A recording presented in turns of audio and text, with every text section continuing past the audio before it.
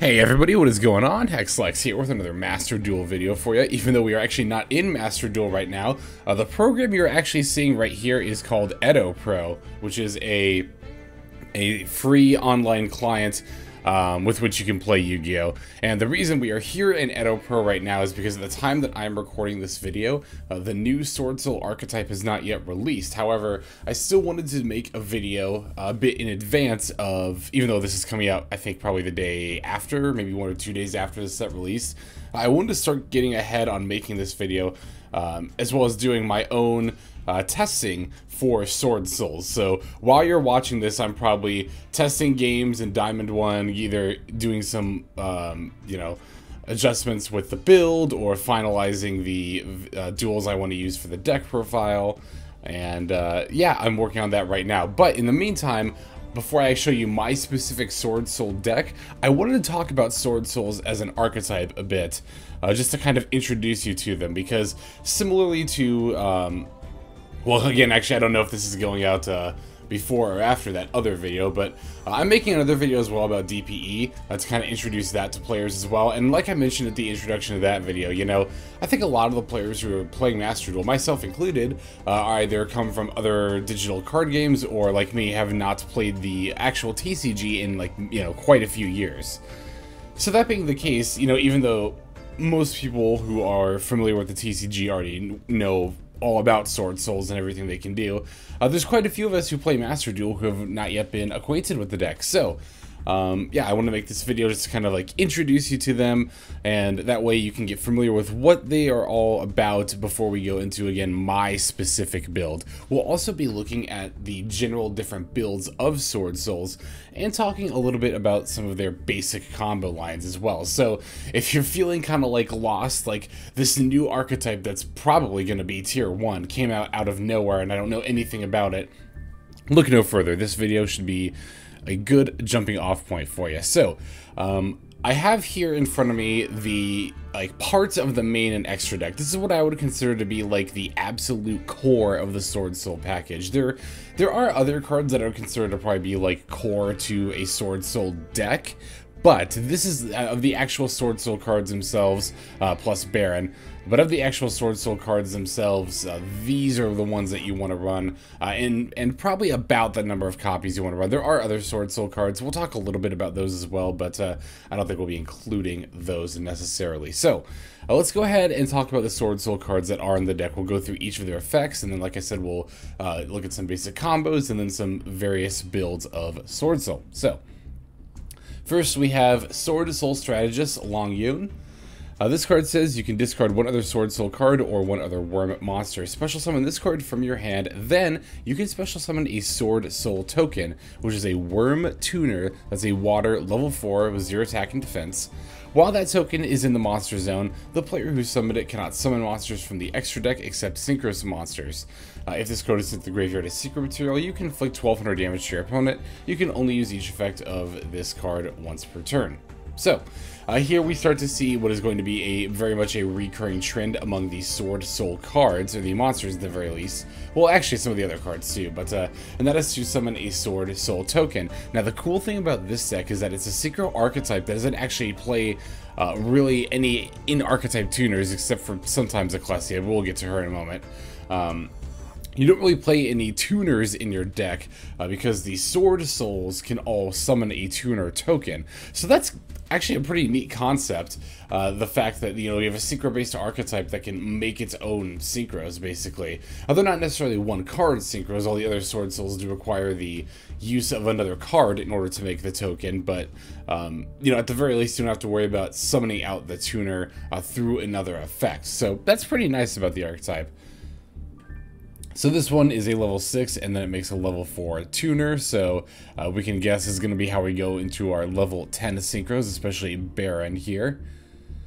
Next up, even I'm just going to kind of skip over this one, because one of our main Swordsouls, in fact, I should have probably begun with this one, because it's arguably the main Swordsoul monster that you'll more often than not want to lead off with, and that is Swordsoul of Mo Ye.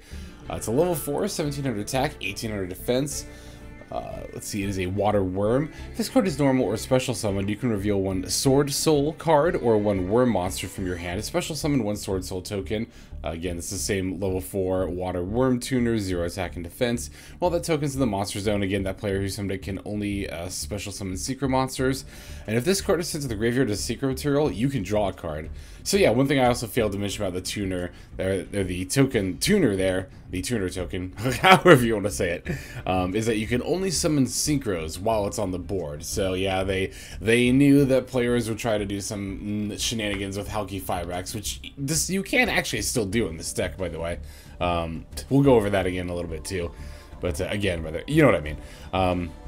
But yeah, you can't make Halki Fibrax with the Swordsoul and the token that it summons themselves. You have to make a Synchro monster. So this is going to be how you get into your level 8 Synchros. And the level 8 is actually very important in this deck, especially the in archetype level 8. Moreover, this card can also draw a card when you Synchro with it. So it's a really cool way to gain some extra advantage. And also, and again, we'll go over this a bit more at the level 8 Synchro, but you can also use this draw effect and, potentially this effect as well to chain block the activated effect of a Synchro monster you Synchro summon. Next Swordsoul monster is Swordsoul of Taiye, level 4, 1800 attack, 1500 defense, Worm Wind. You can banish one Swordsoul card or one Worm monster from your graveyard. Special summon a Swordsoul token. It can, you can only Synchro with it while it's on the board. If this card is sent to the graveyard as secret material, you can send a Swordsoul or Worm monster from your deck to the graveyard. So this one we're only running 2 copies of is what I'd recommend. You can run 3 and it still would be fine, but I'm going to do 2 because it's more of an extender into like additional plays. It doesn't really set up any plays by itself, obviously needing to banish a Swordsoul from the graveyard. And then it doesn't really extend too much typically, or not as much as like, say like, maybe your Sacred Summit will do, which we'll go over in a second. But sending from the deck to the graveyard can actually extend a fair bit if you go into other archetypes, such as Tengi's, which again we'll talk about here in a little bit. I need to stop saying that. But yeah, this can be still a pretty vital combo piece in one of the combos that we'll show here. Now, we have here Incredible Ecclesia the Virtuous, which is not actually a Swordsoul or a Worm card. However, it does have the following effects. If your opponent controls more monsters than you do, you can special summon this card from your hand. You can only special summon this, with once more. Bleh. You can only special summon it this way once per turn. You can only use each of the following effects once per turn. During the main phase, quick effect, you can tribute this card, special summon a Swordsoul or Fallen of Albez from your hand or deck. During the end phase, a fusion monster sent to the graveyard. Okay, we don't really care about that effect. We're not fusing in this deck. The main use of this card is she's basically a lone fire blossom for any of the Swordsoul monsters. She's also still a level 4 tuner, which is pretty good in this deck. The main thing about this card, and why I only have 1 copy here, I'm probably only going to play 1 copy in my initial build, but this card, I see it like kind of anywhere from 0 to 2 copies. And I don't know, I kind of have mixed feelings about it, because obviously having an archetype lone fire is pretty good, but you can only really special summon her if you're going second. Now, it's still good to have a good going second card, which is why I'm playing 1 copy of her, but given the fact that she really shines only when going second, I mean, she's still fine going first as a lone fire, but she's going to be pretty susceptible to hand traps. And honestly, just the fact that she's also not a Swordsoul monster or a worm herself, so it doesn't really support the archetype, and can also not be used in a lot of times, as depending on your build, if you use Tengi monsters, you sometimes get locked into only summoning worms, so then she's not that great then either. So I'm going to try 1 copy probably in my initial build. Again, I tend to see her at 0 to 2 copies for the most part. Okay, next Swordsoul card here that we're going to talk about, we'll go back to the spell in a second, but this one's going to be Swordsoul Emergence. They actually have an in-archetype Rhoda on top of all the other stuff, so yep.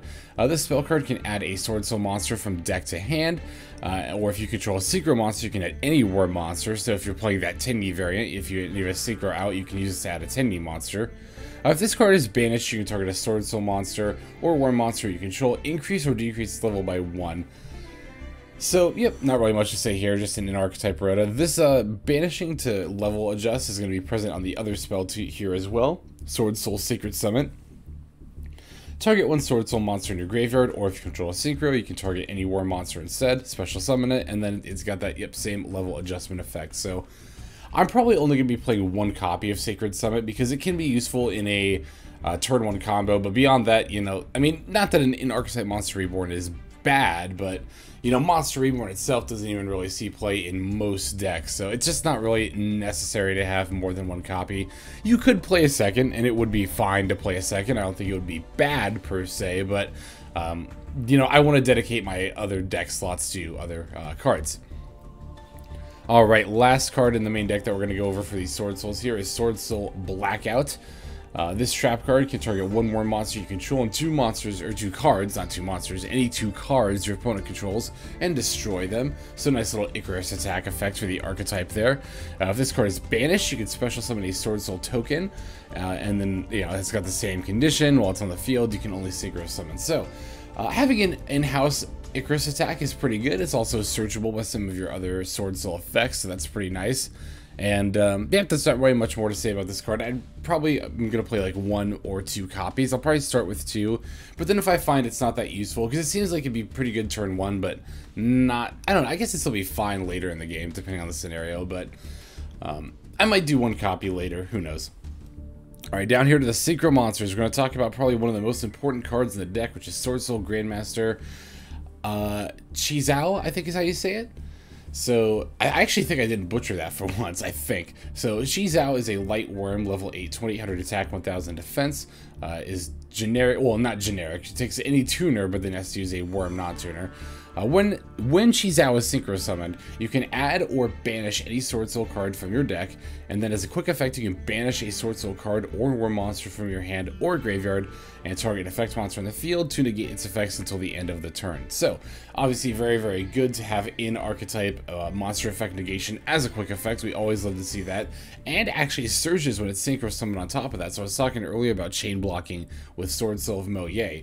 Very common turn one play is going to be this normal summon Moye, reveal a Swordsoul or card or worm monster in your hand, summon the token, sync into the Chizao, and then you can chain block. We're all familiar with chain blocking, right? Especially from Tri-Zoot and Prank Kids. You can chain block the Chizao search with the Moye draw. So that way, if your opponent has an Ash, they have to negate the Moye draw. And if they don't negate that, then wow, you get a search and a draw. Like literally your two cards. I was going to say your two cards replace themselves, but you don't even have to discard or spend the card with Moye, you just reveal it.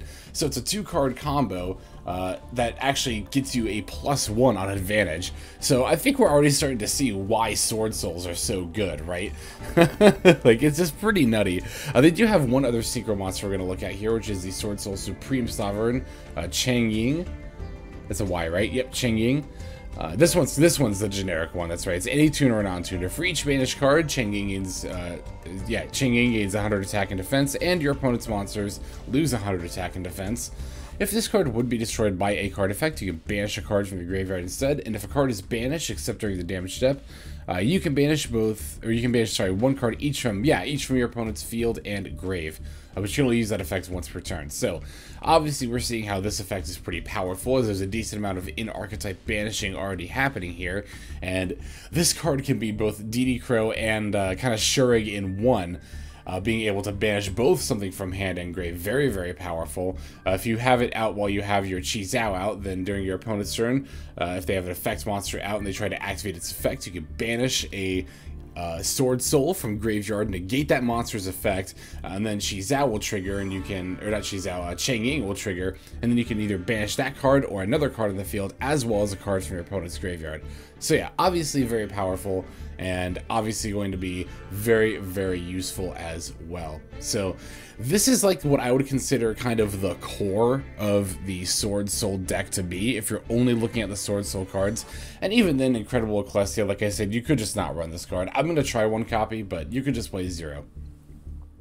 Baron is definitely going to be core here, as she's going to be a card we end on turn 1 with a lot of the time. Obviously, again, with the Longyun here, it's pretty easy to go into level 10 synchro monsters in this deck. So yeah, we could just go ahead and go into Baron, like I said, a lot of the time at the end of turn 1. So kind of a neat feature about Edo Pro here is that our test hand feature actually does take you to a full, like, you know, board testing here, and you don't even have to have a full 40 card deck to do it. So that's very handy for my purposes here. So here I'm going to show off a couple of the combos that you can do, or just a couple of like the very basic Sword Soul combos. Obviously, depending on what is in the rest of your deck, you can do much more than what I'm about to show you, but especially again if you're playing Tenyis.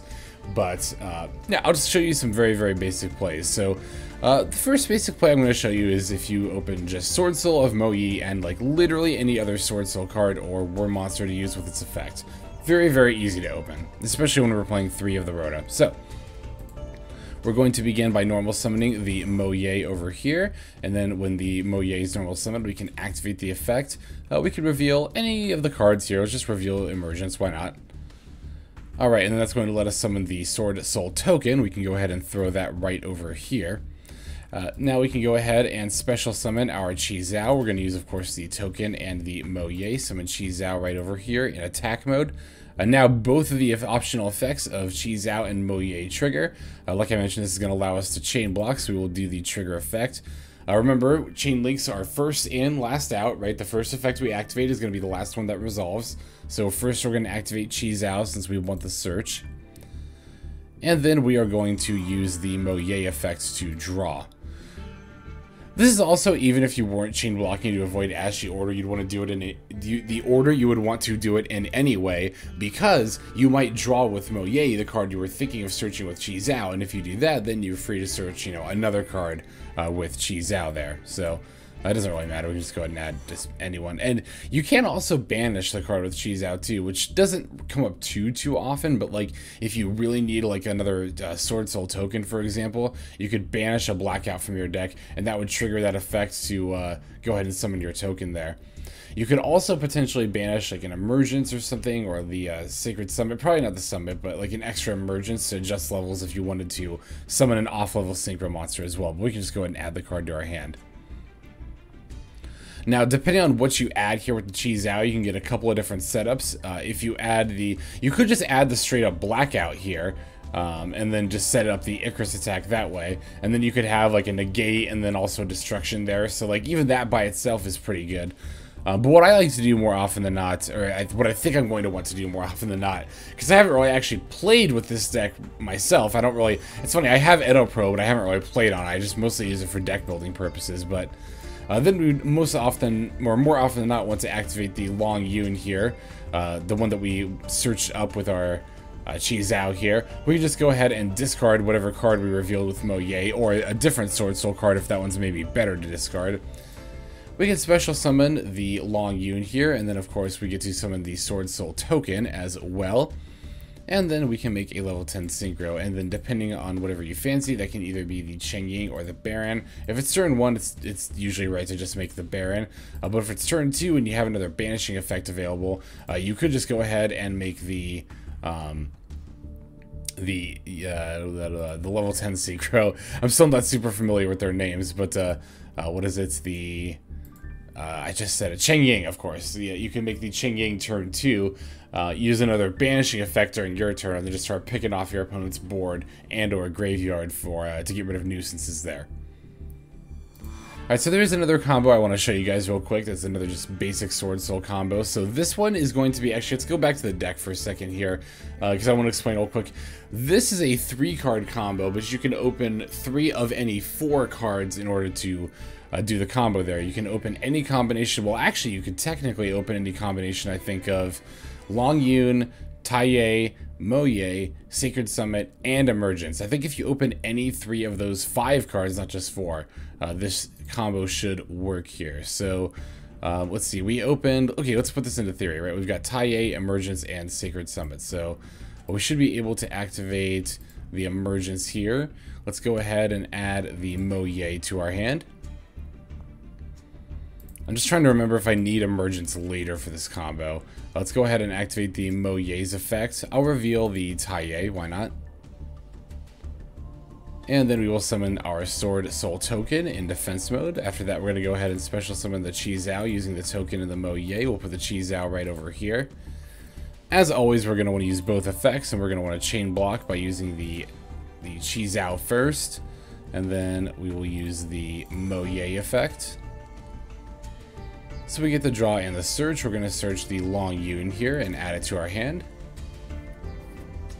Yeah, this should work. Okay, so yep, now we activate the Longyun effect. We're going to discard the Tai Ye and special summon the Longyun over here. We then get to summon our Sword Soul token. So this all looks pretty familiar from that last combo we just saw, right? This is how we make up the Baron plus Chi Zhao combo. But since we have that extra card, we actually get to do an extra step of the combo that's going to give us another piece of the board here. And that is going to be the Sacred Summit. I mentioned in the when we were going over the cards themselves that this can be used in a combo. Well, this is where it can be used. We're going to go ahead and use the Sacred Summit in order to get back the Tai Ye here. And no, of course we don't want to negate that. Alright, we'll go and get back the Tai Ye in attack mode, sure, and then activate the effect. We can banish any Sword Soul card from our graveyard in order to do this. Depending on what you want to make here is going to depend on what you banish. I don't know actually if it's better to banish a spell, even if you're not going to adjust the level, but we can just go ahead and do that anyway, just for the purposes of showing something off here. So we'll activate Tai Ye's effect. That's of course going to let us summon another Sword Soul token. And now since we banished a spell, it could be the Sacred Summit itself, or it could be the Emergence. Probably would have been smarter to do the Emergence, but it doesn't really matter either way, I don't think too much. But now we can actually increase or decrease the level of one of our Sword Soul or Worm monsters by 1 until the end of the turn. So that's going to let us adjust either of these levels, and now we can go into any level 7, 8, or 9 Synchro monster. So there's a lot of different variety you can do there, and as a result of that, there are a lot of different ways to build the extra deck. So, but you know, I guess for the examples of this, we'll just go into a level 8, and we'll just go into another Chi Zhao. Even though you wouldn't want to do that here, obviously, I'm only doing that here because Chi Zhao is the only other level 8 monster in my extra deck. But no, there are definitely plenty of any level 7, 8, or 9 Synchro monster you want to go into, you can right there. So, and then of course we also get the Tai Ye effect to foolish a Sword Soul or Worm card from our deck to the graveyard. So, yep, those are just kind of the two really basic bare bones combos I wanted to show you of how Sword Souls work. So, as you can see, it's not that bad. You know, it can seem kind of scary for a brand new tier 1 archetype to suddenly get introduced, but it's definitely not that bad. In a lot of ways, this deck actually reminds me of Trizu in that it requires relatively low investments to do its combos. The combo lines themselves are fairly simple, not that hard to grasp, and they result in some very, very powerful boards. Although, unlike Trizu, not only do we get a powerful board for minimal card investment, we get negates and even omni negates on top of it. So it's pretty dirty. We can see why this archetype's probably just going to be tier 1 as soon as it's released. Okay, let me go ahead and now cut over to some builds that we're going to take a look at here, and we can talk about how they differ and which, you know, what the different options you can use with each of them, so on and so forth. Okay, so we've got 3 different builds we're going to look at here. I'm going to show you a pure Sword Soul deck, which is the one we're actually looking at right now. Then we're going to look at a Tenyi Sword Soul deck. And then finally, after that, we're going to take a look at another variant of the Tenyi Sword Soul deck that makes use of Crystron Halki Fibrax. So, but like I said, we're going to start here with the pure build. So I'm actually back over here at Road of the Kings. This is actually one of the same meta reports that we took a look at. Again, actually, I don't know if the DPE video or this video is coming out first, but in our DPE video, this is one of the metagame breakdowns we took a look at to kind of assess how impactful DPE is going to be in the new format. We can do something kind of similar to look at Sword Souls, just not to get an exact build here, but just a general idea of how this variant is built. So again, this is a pure Sword Soul variant. It's going to be using, focusing mostly on the actual Sword Soul engine itself. So If we read the little, whoops, sorry about that, blurb up here, the second one 8-0. Swordsoul builds a starting one Geomet Final Sigma. If you're playing the pure variant, that is definitely a nice tech option you could do. I don't think other variants probably have room in the extra deck, but that is something you could consider. It's unaffected by card effects that Mathmech cards while in the extra monster zone, making it immune against Phoenix Enforcer. Draco back is something we don't have yet. I believe that's the adventure card and Forbidden Droplet. Borlo Dragon access code, talk great attack over it. Yeah, it's just talking about the tech choice, which is the Mathmech Final Sigma here. So, yeah, we're seeing here this this pure Swordsoul build. You can see they've got 2 Longyun, 3 Moye, 2 Taiye. They're actually playing 3 Ecclesia, which is pretty interesting. I actually didn't realize this build was playing 3 Ecclesia. I thought it was only playing 2, like a couple of the others we're going to take a look at. And then other builds, again, that I saw outside of the ones we're going to take a look at here, I've seen quite a few play 0, so I don't know, it's interesting. Like I said, Ecclesia, I'm not really sure what to make of this card. Master Duel is also going to be kind of unique in that, obviously, we're going to be best of 1, which I guess a lot of OCG events are also best of 1, but I mean, this one in particular has a side deck, so it clearly wasn't, but maybe in a best of 1 world, it is actually better to have more copies of this card because it's, more often that we'll go second, or like we don't always control whether we go first or second. Anyway, I'm kind of getting lost in my own speculation here. Sorry about that. So it's also playing 2 of the level 7 10Es, and even though this isn't the 10E build, we can see this is actually playing Destiny Hero Phoenix Enforcer, or Destroyer Phoenix Enforcer. So the pure variant can actually run the DPE engine. And then looks like it's playing a bunch of hand traps as well. We see the Emergences, the Monster Reborn card here, Fusion Destinies, Prosperities for banishing to excavate. We got the call buys, of course, the crossouts, of course, droplets. Here's the archetype Icarus, and then an Imperm, an IO, and a Vandy's Emptiness. And then extra deck, we're seeing like, obviously DPE, Yazzie, a couple of a couple of level 8 Synchro. I can never remember their names unless I'm actually looking at them. I'm sure I'll get better about it eventually. And then a whole bunch of just good level 8 and 10 Synchro monsters, as well as the Mathmech Sigma. Interestingly, they're not playing any level 9s here. Huh, that is kind of interesting. They're playing the Terribly Tired Tapir and a Zeus, as well as a couple of Link monsters as well. So, yeah, I plan on trying out the pure variant. I don't know if it's going to be the main one I end up using. Obviously, I haven't played with the deck at all yet, so I think I'm probably going to land on a 10E build, which we'll look at here in a second, but the ability to use a Phoenix Enforcer as well as have additional extra deck options that other builds aren't able to use are definitely, and also being able to play a lot more like Disruption and Hand Traps is definitely a good reason to want to go into the pure variant here. Now, if we take a look over here, now we're over at Master Duel Meta. These next 2 deck lists we're going to take a look at if you join the Master Duel Discord. That's it's the one that's linked in the subreddit. If you join that one and you go to the Swordsoul channel, you can actually find these 2 deck lists pinned over there. So that's where I got this information. So this is more of a 10E variant of Swordsouls here. Let's go ahead and take a look at this list and see how it differs. You can see obviously it's playing more 10E cards. It's still got the Vishudas, except it's also playing Adahara and Ashuna. Ashuna in particular is pretty good. It's actually a very, very good card in general. It just hasn't seen a lot of play before now because it locks you into worm monsters, but now that we have a powerful worm archetype, that's actually not as big of a deal anymore. So being able to include the 10E engine, plus Vashuna is also really, really good going second, because you can banish it and then bounce back rows, or just other problem cards that are stopping you from being able to go off, or other like monster effect negates or omni negates like your opponent's Chizao or your opponent's Baron. That can be very, very nice to do that with Vishuda. So it's another reason to want to play the 10E variant. Although, as we saw, even the pure variant was playing Vishudas there. So the 10E variant can also get away with playing Vessel for the Dragon Cycle, which is a very good card.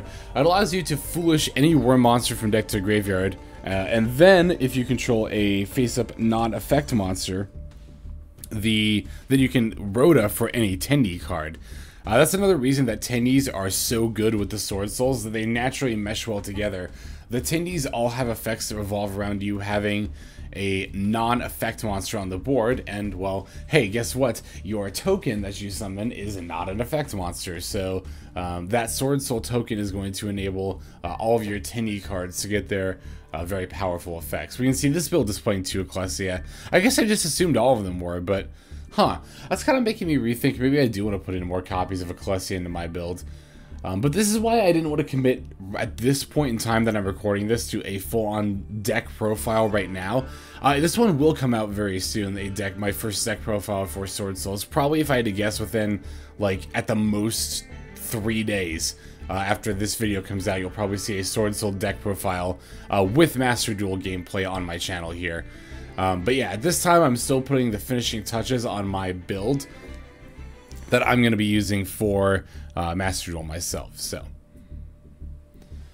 alright, the last build, the last variant of Swordsouls we're going to take a look at real quick here is actually still the 10E variant. However, this variant is also able to use Crystron Halqifibrax. Now, one thing to note about going into Halqifibrax and using the 10Es, like Link summoning in general, with the 10E engine, is you'll want to note that Ashuna, like I touched on earlier, has a condition where if you use Ashuna's effect that allows you to special summon a 10E monster from the deck, then you cannot special summon monsters for the rest of the turn except for worm monsters. Now, again, all of our Swordsoul cards are worm monsters, so that's fine. But you do want to keep that in mind when you're, well, I guess not only going into Links, but also going into your synchros as well.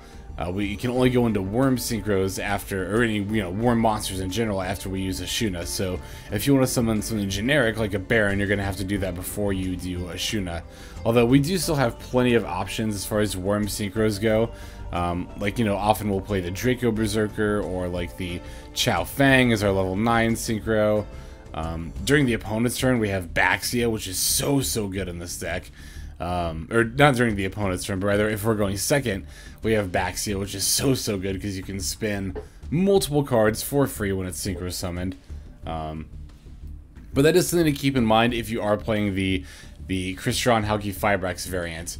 I might try this variant out a little bit. From what I have done in my research and theory crafting, I think I'm most likely going to be sticking with a build that looks a little bit more like this, where we are playing the 10E cards, we're just not playing Crystron Halqifibrax. Now, if it comes out, or if it turns out rather that Halqifibrax ends up being the most optimal way to go, I'll move into that build. But this is the one I think, or this is not this exact build, but a build that is fairly similar to this, I think, is going to be my initial build for Swordsouls, which again, you should see coming out on the channel within the next few days.